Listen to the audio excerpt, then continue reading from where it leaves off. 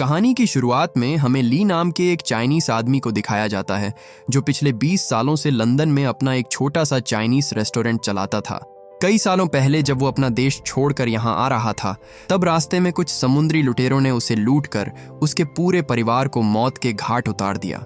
परिवार के नाम पर अब उसके पास सिर्फ उसकी बेटी ही बची थी, जिसे वो किसी तरह उस रात के हादसे में बचाने में कामयाब रहा। एक दिन जब वो अपनी बेटी को उसके कॉलेज से पिकअप करके घर जा रहा था, तभी उसकी बेटी को याद आया कि उसे अपने एनुअल फंक्शन के लिए कुछ कपड़े लेने हैं। ली उसे पहले कार को पार्क करने को कहता है, पर वो इतनी जल्दी में थी कि वो सीधा ही कपड़ों की दुकान में चली गई। इसी बीच एक आदमी अपनी बाइक से नीचे उतरा और वो भी उसी शॉप में चला गया। उधर ली कार पार्क कर ही रहा था कि गलती से उसकी कार सामने खड़ी दूसरी कार से टकरा जाती है। ली उसे समझाने की कोशिश करता है, पर गुस्से से बौखलाया वो आदमी ली से लड़ने के लिए जैसे ही कार से बाहर निकला, तभी वहां एक जोरदार धमाका होता है, जिससे एक ही पल में वहां खड़े दर्जनों लोग मौत के मुंह में समा गए। उसने जब होश संभाला तो उसे हर तरफ लोगों की लाशें और घायल लोग पड़े हुए मिले, जो चीख चीख कर उससे मदद की गुहार लगा रहे थे। वो घबराते हुए दुकान के अंदर भागा, लेकिन वहां पहुंचकर उसे पता चला कि इस बम धमाके में उसकी बेटी की भी मौत हो चुकी थी। उधर एक रिपोर्टर को बॉम्बर का कॉल आया, जो उसे बताता है कि उसने अभी अभी शहर में एक धमाका किया है और अगर सरकार ने हमारी शर्तें नहीं मानी तो ऐसे बम धमाके आगे भी होते रहेंगे। रिपोर्टर दौड़कर अपने बॉस के पास गया और उन्हें इन्फॉर्म किया कि शहर में हमला करने वाला खुद फोन करके धमकी दे रहा है और वो कह रहा है कि अगर सरकार ने उनकी मांगे नहीं मानी तो ऐसे धमाके नहीं रुकने वाले। ये सुनते ही सब एकदम से अलर्ट हो जाते हैं, क्योंकि अब ब्रिटेन के बैंक्स उन बॉम्बर्स के निशाने पर थे। उन लोगों ने पहले कभी इस ग्रुप के बारे में नहीं सुना था। वो खुद को ऑथोरिटेरियन आईआरए कहते थे, जिनका मकसद था ब्रिटेन और आयरलैंड के बीच होने वाले शांति समझौते को हर हाल में रोकना। रिपोर्टर सैम जब हमले की जगह पर पहुंचा तो उसने देखा कि इस बॉम्बिंग में सैकड़ों लोगों ने अपनी जानें गंवाई थी और जो बच गए थे वो भी बुरी तरह घायल थे। वो जल्दी से घायल लोगों की तस्वीरें लेने लगा, पर तभी उसकी नजर ली पर पड़ती है, जो अपनी बेटी को गोद में लिए बदहवास हालत में मदद के लिए चिल्ला रहा था। उनकी तस्वीर खींचकर उसे बेहिसाब टीआरपी मिलती, लेकिन ऐसा करने के लिए उसका दिल उसे गवाही नहीं देता, इसलिए उसने उनकी तस्वीरें नहीं खींची। इसके बाद हम उन बॉम्बर्स को देखते हैं जो हमले के बाद काफी डरे हुए थे। वो वापस अपने देश लौटने की सोचते हैं, पर इसमें बहुत खतरा था, क्योंकि ब्रिटिश इंटेलिजेंस इस हमले के पीछे किसी आयरिश नागरिक को ही जिम्मेदार मानती और वो पकड़े जाते। फिलहाल छुपने के लिए यही उनके लिए सबसे सेफ जगह थी। वहीं दूसरी ओर हम आयरलैंड के फर्स्ट डिप्टी मिनिस्टर जेम्स को देखते हैं, जो अपनी पार्टनर के साथ आराम की जिंदगी जी रहा था। जब उसे बॉम्बिंग के बारे में पता चला तो वो एकदम से घबरा गया, क्योंकि वो जानता था इसमें उसका नाम जरूर घसीटा जाएगा। इसी बीच उसे उसकी वाइफ का फोन आया, जो उसे अपने मरे हुए भाई की 13वीं पर चलने को कहती है, लेकिन कुछ जरूरी काम है कहकर जेम्स ने फंक्शन को अटेंड करने से मना कर दिया। ली अपनी बेटी की मौत से इतने सदमे में था कि उसकी सांसें मानो एकदम से थम सी गई थीं। वो उसके कमरे में पड़ी चीजों को देखने लगा। उसे यकीन ही नहीं हो रहा था कि अब उसकी बेटी उसके बीच नहीं रही। कुछ पुलिस वाले उसके रेस्टोरेंट में आते हैं, जो एक बार ली से बात करना चाहते थे। उन्हें क्राइम साइट पर ली की बेटी की कुछ चीजें मिली थीं, जिसे वो लौटाने आए थे। ली उनसे बस एक ही सवाल करता है कि ये सब किसने किया, पर अफसोस अभी तक पुलिस को भी कुछ पता नहीं चल पाया था। वो कहते हैं उन्हें नहीं पता कि इसके पीछे किसका हाथ है, पर वो जल्द ही पता लगा लेंगे। ली कहता है जिन्होंने भी ये किया है, क्या वो पकड़े जाएंगे? क्या उन्हें उनके किए की सजा मिलेगी? जिस पर पुलिस वाले उसे अस्योर करते हैं कि हाँ बिल्कुल, वो उसे पकड़ लेंगे। इसी बीच British intelligence officer Veronica James के पास फोन करती है, क्योंकि कई साल पहले वो भी उसी ग्रुप का मेंबर रह चुका था जिस ग्रुप ने आज इस हमले की जिम्मेदारी ली थी। जेम्स कहता है कि वो अपने अतीत को बहुत पीछे छोड़ चुका है। एक ही ऑर्गेनाइजेशन में रहकर हमने आजादी के लिए लड़ाई लड़ी थी, पर ये लोग सिर्फ आतंक फैला रहे हैं। उसे पता चला था कि इसमें आईआरए के ही कुछ नए लोग शामिल हैं, जो फिर से वही हालात चाहते हैं जो 20 साल पहले थे। सालों पहले आईआरए कई सेल्स में डिवाइडेड था। जेम्स हर एक सेल के लीडर को इकट्ठा करके उनसे पूछता है, क्या ये बॉम्बर्स पूरी तरह से नए लोग हैं या फिर कोई बाहर से है? ये लोग हर उस चीज को कमजोर करने की कोशिश कर रहे हैं जो हमने पिछले 19 सालों में हासिल की है। उसे शक था कि इन बॉम्बिंग्स के पीछे उन्हीं में से किसी एक का हाथ है, क्योंकि उनके पास ब्रिटिश आईडीज थी। उस बॉम्ब को बनाने के लिए इस्तेमाल हुआ प्लास्टिक एक्सप्लोसिव्स हमारे यहाँ का था, और तो और उन्होंने कम्युनिकेट करने के लिए हमारे ही कोड वर्ड्स यूज किए थे। ये सब महज एक इत्तेफाक नहीं हो सकता। जेम्स आयरलैंड में मौजूद हर एक वेपन गोडाउन की जांच करने को कहता है, ताकि अगर कहीं से कोई भी हथियार गायब हुआ हो तो उन्हें पता चल जाए कि ये किसने किया है। उधर काउंटर टेररिज्म यूनिट का एक ऑफिसर हादसे के दिन वाली सारी सीसीटीवी की जांच कर रहा था। हमें पता चला कि उस दिन जो बाइकर उस शॉप में गया था उसी ने ये ब्लास्ट किया था। वो बात कर ही रहे थे कि तभी उसे एक ऑफिसर का फोन आया जो उन्हें बताता है कि एक चाइनीज आदमी उनसे मिलना चाहता है। वो लगातार पिछले 5 दिन से यहाँ आ रहा था, जिस वजह से वो उसे और नजरअंदाज नहीं कर सकते थे। ली ऑफिसर जिम को कुछ न्यूज़पेपर कटिंग्स दिखाता है जो उसने बड़ी मेहनत से इकट्ठा किए थे। उसे पता चला था कि इन सब के पीछे IRA का हाथ है। वो बस उन बॉम्बर्स के नाम जानना चाहता था। उसने जिम को उनके नाम के बदले 2 लाख रुपए ऑफर किए, पर जिम उन पैसों को लेने से मना कर देता है। वो कहता है, जिन लोगों ने आपकी बेटी को मारा है, हम उन्हें पकड़ने के लिए हर एक सुराग पर नजर रखे हुए हैं। मैं यकीन दिलाता हूँ कि हम उन कमीनों को जल्द ही पकड़ लेंगे।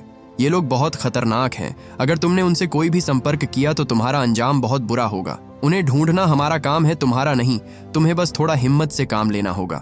इस तरह रोज रोज यहाँ चक्कर लगाना छोड़ दो। इससे कोई फायदा नहीं। इससे हमारी जांच में रुकावट पड़ेगी और समय भी बर्बाद होगा। ली समझ गया कि ये लोग उसकी कोई मदद नहीं करने वाले, इसलिए वो वहां से उठकर चला जाता है। पर उसने फैसला कर लिया था कि वो अपनी बेटी के कातिलों को ढूंढ कर रहेगा। इसी तरह 3 हफ्ते बीत जाते हैं, पर उन टेररिस्ट का कुछ पता नहीं चलता। ली समझ गया कि यहाँ बैठे बैठे कुछ नहीं होने वाला। वो IRA के बारे में और जानकारी इकट्ठा करता है, जिससे उसे पता चला कि ये लोग शुरुआत में क्रांतिकारी बनकर उभरे थे, लेकिन धीरे धीरे इन लोगों ने अपनी बातें मनवाने के लिए टेररिज्म का सहारा लेना शुरू कर दिया। उसे समझ नहीं आ रहा था कि वो उन तक कैसे पहुंचे, पर तभी उसने टीवी पर आयरिश डिप्टी मिनिस्टर जेम्स का इंटरव्यू देखा, जो पूर्व IRA मेंबर होने के बावजूद पब्लिकली इन बॉम्ब धमाकों की निंदा करता है। ली समझ गया कि सिर्फ वही है जो उसे उन बॉम्बर्स के पास ले जा सकता है।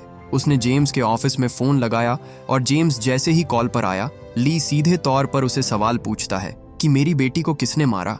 सवाल सुनते ही जेम्स गुस्से से भड़क उठा और बोला, तुमने ये सोचा भी कैसे कि मैं जानता हूं तुम्हारी बेटी को किसने मारा है? हालांकि ली के पास ऐसे ढेर सारे न्यूज आर्टिकल्स थे जो उसे ही इस बॉम्बिंग का दोषी बता रहे थे।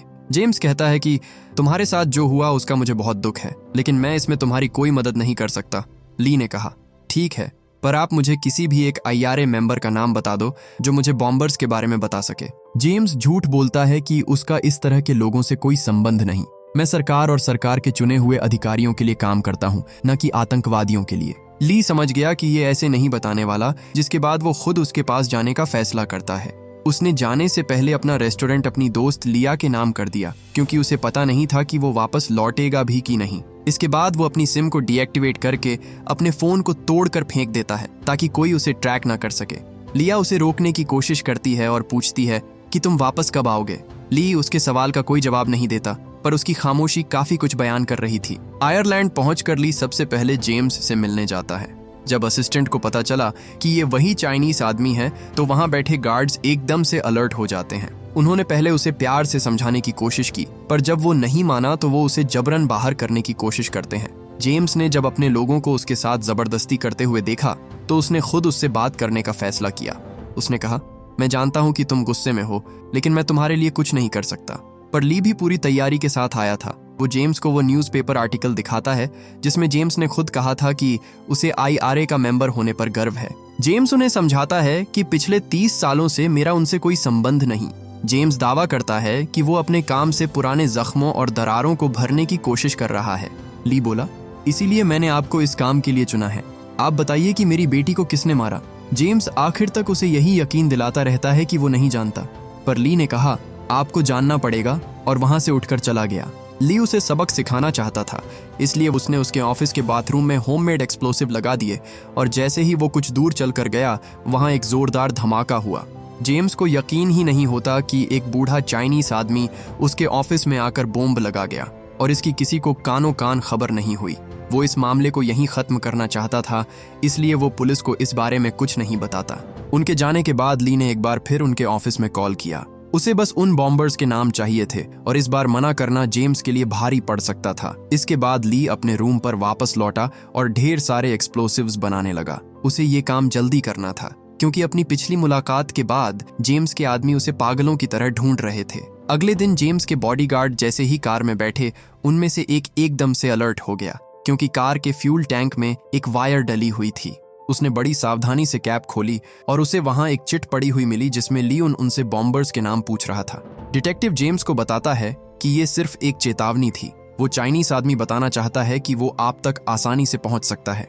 जल्द ही वो लोग उसके ठिकाने का पता लगा लेते हैं। वो जल्दी से अंदर गए, पर तब तक ली अपनी सारी तैयारियां कर चुका था। वो दरवाजा तोड़कर अंदर घुसने की कोशिश करते हैं, पर उसने अंदर से खुद को लॉक कर रखा था। ली छत तोड़कर भागने की कोशिश करता है, लेकिन उन्होंने उसका पीछा किया और उसे धर दबोचा। उनके बीच जबरदस्त हाथापाई हुई और इसी झड़प में उन्होंने ली को छत से नीचे फेंक दिया। किसी तरह गिरते पड़ते ली वापस अंदर आता है, पर गेट खोलते ही एक और आदमी उस पर टूट पड़ा। उसने भागने की पूरी कोशिश की, पर वो 4 लोग थे और वो अकेला। ऐसे में उनके आगे कितनी ही देर टिक पाता। वो लोग उसकी उम्र का जरा भी लिहाज नहीं करते और उसे खूब पीटते हैं। आखिर में उन्होंने उसे पकड़कर अपने काबू में कर लिया, पर वो हार मानने को तैयार ही नहीं था। वो उन सबको चकमा देकर वहां से भागने में कामयाब हो जाता है। जेम्स को यकीन ही नहीं होता कि 4 हट्टे कट्टे लोग एक बूढ़े आदमी के हाथों मार खाकर आए हैं। जब तक वो पकड़ा नहीं जाता, तब तक जेम्स ने अपने फार्म हाउस पर रुकने का फैसला किया। सिर्फ ली ही नहीं था जो उसे इन हमलों के लिए उसे जिम्मेदार मानता था, बल्कि दुनिया भर के न्यूज़पेपर्स भी उसी पर उंगली उठा रहे थे। जेम्स अपने नेफ्यू ब्रायन को लंदन में जाकर ऑफिसर जिम से मिलने को कहता है, क्योंकि उसे बताना बहुत ज़रूरी था कि ये धमाके उन्होंने नहीं किए थे।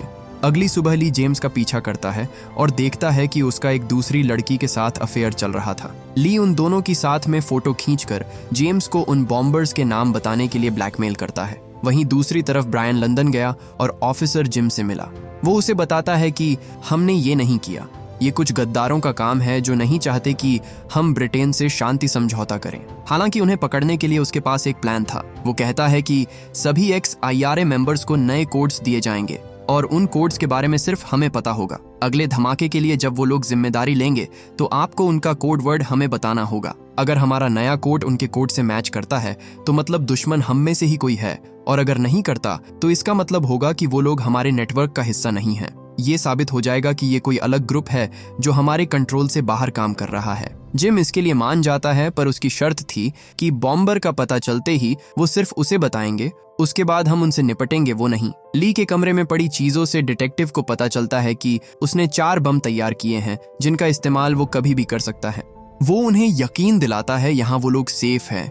हालांकि जेम्स को इस बात पर भरोसा नहीं था। हम देखते हैं कि वो बिल्कुल सही था, क्योंकि ली उसका पीछा करते हुए उसके फार्म हाउस तक पहुंच जाता है। उसने अपनी कार को पास के ही एक जंगल में छुपा दिया और टायरों के निशान मिटा दिए ताकि कोई उसे ट्रेस ना कर सके। रात को जब सब सो रहे थे तो ली चुपके से अस्तबल में घुस जाता है। उसने जगह जगह पर टाइम बॉम्ब लगा दिए, पर तभी वहां तैनात एक गार्ड की नजर गेट के लॉक पर पड़ती है जो हिल रहा था। वो समझ गया कि कोई अंदर घुस आया है। वो जल्दी से अस्तबल की ओर दौड़ा, पर अंदर आते ही ली उस पर हमला कर उसे बेहोश कर देता है। उसकी आवाज सुनकर जब एक और आदमी अंदर आया तो ली ने उसका भी यही हाल किया और उन दोनों को वहीं बांध कर बाहर चला गया। इसके बाद वो इंतजार करता है और घड़ी में 3 बजते ही अस्तबल में लगे टाइम बम एक साथ फट पड़ते हैं। धमाका इतना जबरदस्त था कि इस बार तो जेम्स को सच में चिंता होने लगती है। उसने उसे कमजोर समझकर बहुत बड़ी गलती कर दी थी। उधर हम उन बॉम्बर्स को देखते हैं जो अपने अगले अटैक की प्लानिंग कर रहे थे। उन्होंने इस बार बम एक लैपटॉप की बैटरी में फिट किया था, पर वो इससे किसी आयरिश सिटीजन को नुकसान नहीं पहुंचाना चाहते थे। उनका मकसद सिर्फ और सिर्फ ब्रिटिश नागरिकों को टारगेट करना था। पुलिस ली को ढूंढ ही रही थी कि तभी उनकी एक कार में ब्लास्ट होता है। डिटेक्टिव ने देखा कि ये रिमोट कंट्रोल बम है, यानी वो आसपास ही कहीं होना चाहिए। उन्होंने उसका पीछा किया और जंगल में आग जल्दी हुई देखी, पर उन्हें पता नहीं था कि ये उसकी चाल थी। एक एक कर वो सब उसके जाल में फंसते चले जाते हैं। एक आदमी का पैर नुकीली कीलों में धंस गया और जब दूसरा आदमी उसकी मदद करने आया तो ली ने उस पर भी हमला कर दिया। उनकी आपसी झड़प चल ही रही थी कि तभी डिटेक्टिव ने ली पर गोली चला दी जो उसके कंधे के आर पार चली जाती है। मजबूरन ली को वहां से भागना पड़ा, पर इस दौरान वो और भी बुरी तरह से घायल हो जाता है। जेम्स ने अपनी वाइफ जूलिया को लंदन भेज दिया था, पर वहां हम देखते हैं कि उसका जेम्स के नेफ्यू के साथ अफेयर चल रहा था। पता चला कि जूलिया अपने पति से नफरत करती थी, क्योंकि कई साल पहले उसके भाई का किसी ने बेरहमी से कत्ल कर दिया था। जेम्स जानता था कि उसे किसने मारा है। वो चाहता तो उनसे बदला ले सकता था, उन्हें कोर्ट जाने से पहले मार सकता था, पर उसने ऐसा नहीं किया, जिस वजह से वो लोग आज भी जेल में आराम से बैठे हुए हैं। जूलिया इसके लिए उसे कभी माफ नहीं कर सकती थी। वहीं दूसरी ओर हम घायल ली को देखते हैं जो अभी तक पकड़ा नहीं गया था। उसने चाकू गरम किया और उस खौलते हुए चाकू को अपने घाव पर रख दिया, जिससे उसे इतना दर्द होता है कि वो बेहोश हो जाता है। इसी बीच जेम्स ली के बारे में थोड़ी और जानकारी इकट्ठा करता है। जब उसने उसकी फाइल खोली तो उसे पता चला कि ली कोई मामूली आदमी नहीं है, बल्कि वो 1976 में वियतनाम की स्पेशल फोर्सेज में था। उसे जंगलों में छुपने और जिंदा रहने की कड़ी ट्रेनिंग मिली थी, और तो और उसने अपनी जिंदगी के कई साल जेल में काटे थे। फाइल में यह भी लिखा था कि जब वो अपनी फैमिली के साथ देश छोड़कर भाग रहा था, तब कुछ समुद्री लुटेरों ने उनकी बोट पर कब्जा कर लिया और उसकी बेटियों का रेप और मर्डर कर उसके पूरे परिवार को मौत के घाट उतार दिया। इसी बीच IRA का एक मेंबर स्टीवन जेम्स से मिलने आता है। उसे पता चला था कि वो उनके गोदामों की चेकिंग कर रहा था, जो उसे बिल्कुल पसंद नहीं आता। जेम्स उसे बताता है कि 4 जगहों से एक्सप्लोसिव्स गायब थे, जिसमें से 2 जगहें तुम्हारी हैं। यहाँ खुलासा होता है कि जेम्स को कहीं ना कहीं इन धमाकों के बारे में पहले से पता था, लेकिन उसने ये सब जानबूझकर होने दिया ताकि इससे उसके पॉलिटिकल करियर में मदद मिले। हालांकि उसे बिल्कुल भी आइडिया नहीं था कि वो लोग मासूम लोगों को मार डालेंगे। उसने बस ब्रिटिश सरकार को आर्थिक रूप से नुकसान पहुंचाने को कहा, न कि कत्लेआम करने को। स्टीवन बोला, मैं जानता हूं कि वो थोड़ा आगे बढ़ गए हैं, पर इसके अलावा कोई तरीका नहीं था। उसी रात जब जेम्स सब कुछ ठीक करने के बारे में सोच रहा था, तभी उसकी नज़र अपने डॉग पर पड़ी, जो कोई हरकत नहीं कर रहा था। उसने देखा कि ड्राइवर की गन भी गायब थी, और जब उसने पीछे मुड़कर देखा तो ली उसके सर पर बंदूक ताने खड़ा था। उसने बताया कि मैंने अपने शरीर पर बम लगा रखा है, अगर कोई अंदर आया तो मैं बटन दबा दूंगा और हम मारे जाएंगे। इस बार जेम्स सच में बहुत डर गया था, पर वो ली को उन बॉम्बर्स के नाम कैसे बताता जब उसे खुद ही नहीं पता था। वो ली को यकीन दिलाता है कि वो जल्द ही पकड़े जाएंगे। उसने बताया कि मैंने एक जाल बिछाया है, जैसे ही वो दोबारा धमाका करेंगे तो एक कोड वर्ड का इस्तेमाल करेंगे, पुलिस को ये बताने के लिए कि वो IRA से है। मैंने कोड वर्ड्स बदल दिए हैं, जैसे ही वो उसे इस्तेमाल करेंगे मुझे पता चल जाएगा। ये सुनकर ली उसे जिंदा रहने का एक और मौका देता है, पर अगले 24 घंटों में उसे हर हाल में उनके नाम और पते चाहिए थे। खुशकिस्मती से अगले 24 घंटों के अंदर बॉम्बर्स लंदन में एक और ब्लास्ट कर देते हैं। हमें पता चलता है कि जेम्स की पार्टनर मैगी, जिसके साथ उसका अफेयर चल रहा था, वो भी उन बॉम्बर्स के साथ मिली हुई थी। पुलिस को जल्द ही बम धमाके की खबर मिल जाती है, पर इस बार बॉम्बर्स किसी कोड वर्ड का इस्तेमाल नहीं करते। जिम जेम्स को बताता है कि उनका फोन आया था, पर उन्होंने कोई कोड वर्ड नहीं दिया। जेम्स को समझ नहीं आ रहा था कि ऐसा कैसे हो सकता है। वो समझ गया जरूर किसी ने उन बॉम्बर्स को फोन करके पहले से आगाह कर दिया होगा। उनके इस प्लान के बारे में सिर्फ उसे और उसके भतीजे ब्रायन को पता था, जिस वजह से जेम्स उसे ही गद्दार समझने लगता है। कुछ देर बाद वहां एक आदमी आता है जिसे जेम्स ने अपनी पत्नी पर नजर रखने का काम सौंपा था, पर उसने जो बताया वो सुनकर तो उसे अपने कानों पर यकीन नहीं होता। वो आदमी बताता है कि जब लंदन में वो जूलिया के घर के बाहर खड़ा उस पर नजर रख रहा था, तब उसने ब्रायन को उसके घर में जाते हुए देखा। उन दोनों ने पूरे 2 घंटे एक ही कमरे में बिताए, और ब्रायन के जाने के बाद आपकी पत्नी ने पास के ही एक फोन बूथ से स्टीवन से बात की। उधर जिम को भी अपनी इन्वेस्टिगेशन से पता चल जाता है कि इन सब के पीछे स्टीवन का हाथ है। जेम्स को पहले से उस पर शक था, लेकिन जब जिम ने उसे बताया कि ये पक्का वही है, तो उसका शक यकीन में बदल गया। जिम कहता है कि वो तुम्हारी तरफ ही आ रहा है, उससे अपने तरीके से उन बॉम्बर्स के नाम निकलवाओ, वरना अगले 30 मिनट में हम वहां पहुंच जाएंगे और अपने तरीके से उससे पूछताछ करेंगे। जेम्स अच्छी तरह जानता था कि अगर स्टीवन पुलिस के हाथ लग गया तो वो उसके IRA से जुड़े सारे राज खोल देगा, इसलिए उसे ठिकाने लगाना जरूरी था। उसने तुरंत ब्रायन और उसके सारे लोगों को ली के पीछे भेज दिया और उसके सर पर बंदूक तानकर उससे उन बॉम्बर्स के नाम पूछे। पर स्टीवन ने जब उसे नाम बताने से मना कर दिया तो जेम्स ने बिना हिचके उसके पैर में गोली मार दी। डर के मारे स्टीवन ने पेपर पर 5 लोगों के नाम लिखे, जिसमें 4 आदमी और एक औरत शामिल थी। जब जेम्स को पता चला कि वो औरत कोई और नहीं बल्कि मैगी है, जिसे स्टीवन ने उसकी जासूसी करने के लिए भेजा था, तो जेम्स गुस्से में उस पर एक और गोली चला देता है। थोड़ी और सख्ती बरतने पर स्टीवन जेम्स को उसकी बीवी के बारे में सब सच बता देता है। उसे पता चला कि इन सब की असली मास्टरमाइंड वही थी। उसके भाई के साथ जो हुआ, उस वजह से वो जेम्स से नफरत करती थी, इसलिए वो मदद के लिए स्टीवन के पास गई और उसे अपने पति के सारे राज बता दिए। जेम्स को जो जानना था वो उसे पता चल गया, जिसके बाद वो स्टीवन को मार डालता है। इसी बीच हम जेम्स की पार्टनर मैगी को देखते हैं, जो एक बार में जाती है जहां वो रिपोर्टर सैम अक्सर आया जाया करता था। वो उसे अपने प्यार के झांसे में फंसाकर उसके साथ एक रात गुजारती है, और सैम को भनक भी नहीं लगती कि वो कितनी बड़ी मुसीबत में फंसने वाला है। अगली सुबह जब वो अपनी फ्लाइट के लिए रेडी होने जाता है, तो मैगी ने बड़ी चालाकी से उसके लैपटॉप की बैटरी निकालकर उसमें बॉम्ब फिट कर दिया। उधर हम ब्रायन को देखते हैं, जो ली को ढूंढते हुए जंगलों में आता है। उसे वहां एक कैंप दिखाई दिया, और जैसे ही वो उसकी ओर बढ़ा, वो भी ली के बिछाए हुए जाल में फंस गया। ब्रायन उससे फाइट करता है, पर ली ने उसके हर एक वार को टैकल कर लिया। जल्द ही ब्रायन उस पर भारी पड़ने लगा और उसने ली को बहुत पीटा, पर इसी दौरान ली उसके पैर पर हमला कर उसे मुंह के बल गिरा देता है, जिससे ब्रायन मरते मरते बचा। ली उसे नुकसान नहीं पहुंचाना चाहता था, उसे बस उन बॉम्बर्स के नाम चाहिए थे, जिसके बाद ब्रायन उसे उन बॉम्बर्स के नाम और पते बता देता है। ली ने उसे जिंदा छोड़ दिया और जब ब्रायन खाली हाथ वापस लौटा तो जेम्स को उसे देखकर बिल्कुल भी हैरानी नहीं हुई। जेम्स को उसके और जूलिया के अफेयर के बारे में पता चल गया था, पर उसे ये जानने में बिल्कुल दिलचस्पी नहीं थी कि उस दिन उन दोनों के बीच क्या हुआ। वो ब्रायन को बताता है कि उसने तुम्हारा इस्तेमाल किया और बड़ी चालाकी से तुम्हें बेवकूफ बनाकर तुमसे सारी जानकारी ले ली। जेम्स अपने नेफ्यू पर बिल्कुल गुस्सा नहीं था। वो कहता है, इस लाश को ले जाकर खेत में दफना दो, उसके बाद तुम्हारे लिए एक आखिरी काम है। उधर हम पुलिस को देखते हैं, जिन्होंने बॉम्बर्स की लोकेशन को ट्रैक कर लिया था। वो उनकी हर हरकत पर कड़ी नजर बनाए रखते हैं। कुछ दूर पर कुछ स्नाइपर्स भी तैनात थे, जो जिम के एक इशारे पर उनकी खोपड़ी उड़ा देते, पर जिम उन्हें मारने से पहले उनसे अगले हमले की जानकारी निकलवाना चाहता था। इसी बीच ली भी वहां पहुंच जाता है। वो एक गैसमैन की यूनिफॉर्म पहनकर बिल्डिंग के अंदर घुसा और उन बॉम्बर्स को ढूंढने लगा। जल्द ही बॉम्बर्स के कमरे की डोरबेल बजी। वो गेट खोलना नहीं चाहते थे, पर मैनेजर उन्हें बताती है कि बिल्डिंग में गैस लीक हुई है, इसलिए हमें अंदर आकर चेक करना होगा। बॉम्बर्स जल्दी से सब कुछ छुपा देते हैं और जब उन्होंने गेट खोला तो ली उनके सामने खड़ा था। ली अंदर आया और उसने उन सबको देखा जो उसकी बेटी की मौत के जिम्मेदार थे। मैनेजर के जाने के बाद वो उसे उसका बैग चेक कराने को कहता है। उन्होंने जो कहा, ली चुपचाप वैसा करता गया, पर इससे पहले उसमें पड़ी बंदूक उनके हाथ लगती, ली उन पर हमला कर देता है। उनके बीच क्रॉस फायरिंग हुई, जिसमें मैगी का बॉयफ्रेंड मारा जाता है। बाकी लोगों ने ली पर अंधाधुंध गोलियां चलाई, पर ली उनसे बचते हुए दीवार के पीछे छुप जाता है। इसी बीच उसके हाथ से बंदूक भी छूट जाती है, पर निहत्थे होने के बावजूद ली अपनी बेटी के कातिलों को चुन चुन कर मारता है।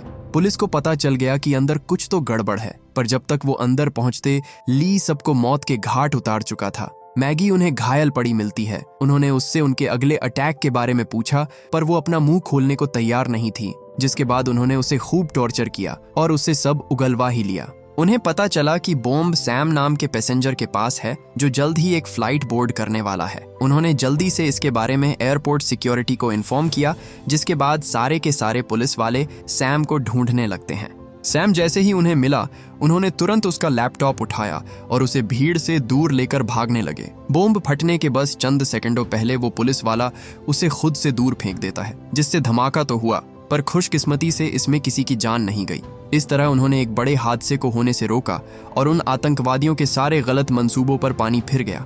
काम खत्म होने के बाद जिम कोई सबूत नहीं छोड़ना चाहता था, जिसके बाद वो लोग मैगी को भी मार डालते हैं। उसे पता चला कि उनके अंदर आने से पहले एक चाइनीस आदमी वहां आया था और उसी ने बाकी लोगों को मारा। उसे ये समझने में देर नहीं लगती कि ये चाइनीस आदमी कोई और नहीं बल्कि ली था। उसने ली को ढूंढने के लिए एक सर्च ऑपरेशन कंडक्ट किया, पर वो जैसे कहीं गायब हो गया। उधर ब्रायन जेम्स के कहने पर जूलिया को उसके अपार्टमेंट में गोली मार देता है। जेम्स को लगा कि अब सब कंट्रोल में है। उसने जो किया उसके बारे में किसी को पता नहीं चलेगा, पर ली ने अभी तक उसका पीछा नहीं छोड़ा था। जेम्स बोला, मैंने तुम्हें बॉम्बर्स के नाम बता दिए, और क्या चाहिए? ली उसे मैगी के साथ उसकी फोटो दिखाते हुए कहता है कि ये लड़की बॉम्बर थी। तुमने झूठ कहा, तुमने ही सब प्लान किया था। जेम्स बोला, जो हुआ उसे भूल जाओ। मैं तुम्हारी बेटी को मारना नहीं चाहता था, पर ली का बदला अब भी पूरा नहीं हुआ था। वो जेम्स को उसके फोन से उन दोनों की फोटो इंटरनेट पर पोस्ट करने को कहता है। जेम्स ऐसा करना नहीं चाहता था, पर मजबूरन उसे ऐसा करना पड़ा, जिसकी वजह से पूरी दुनिया को पता चल जाता है कि जेम्स के आतंकवादियों के साथ संबंध थे और उसने ही ये सारी बॉम्बिंग्स करवाई थीं। अपनी बेटी के कातिलों को सजा देने के बाद ली अपने घर वापस लौट आता है। ऑफिसर्स जो उस पर नजर रख रहे थे जिम से उसे मारने की परमिशन मांगते हैं, पर जिम कहता है कि हमें तो उसका एहसान मानना चाहिए कि उसने बॉम्बर्स को पकड़वाने और जेम्स का असली चेहरा दुनिया के सामने लाने में हमारी मदद की। उन लोगों ने उसे उसी के हाल पर छोड़ दिया और बस इसी के साथ ये मूवी यहीं खत्म हो जाती है। उम्मीद करता हूँ कि आपको ये मूवी पसंद आई होगी। Thank you for watching.